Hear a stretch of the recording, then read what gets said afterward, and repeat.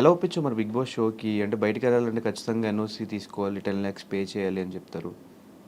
నా అదృష్టం చెప్తున్నా కదా, ఆ నెలలోనే నాది అయిపోయింది ఎన్ఓసి, అంటే అగ్రిమెంట్ అయిపోయింది. అంటే ప్లాన్ ప్రకారం ఫైమా నన్ను తెలివైంది. నన్ను పిలిచారు, నన్ను పిలిచి 10 days ముందే నా అగ్రిమెంట్ అయిపోయింది చూడండి.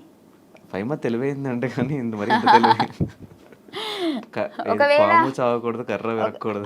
ఒకవేళ అప్పటికి అగ్రిమెంట్ ఉంటే మేబీ సీజన్ 7లో పిలిచేవారేమో, అప్పటికి అయిపోయేది అంతే. ఫీల్ అవుతున్నావు సీజన్ 6కి వెళ్ళావని? ఫీల్ అవ్వట్లేదు కానీ 7లో ఉంటే బాగుండు అనిపించింది. ఎందుకు 6 ఎందుకు నచ్చలేదు?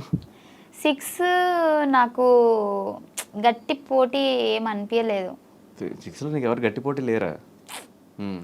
నేనేదో పాపం రేవంత్ అన్నతో గొడవ పడ్డా, అంటే వాంటెడ్గా కాదు, ఆ సిచ్యువేషన్స్ వచ్చినాయి.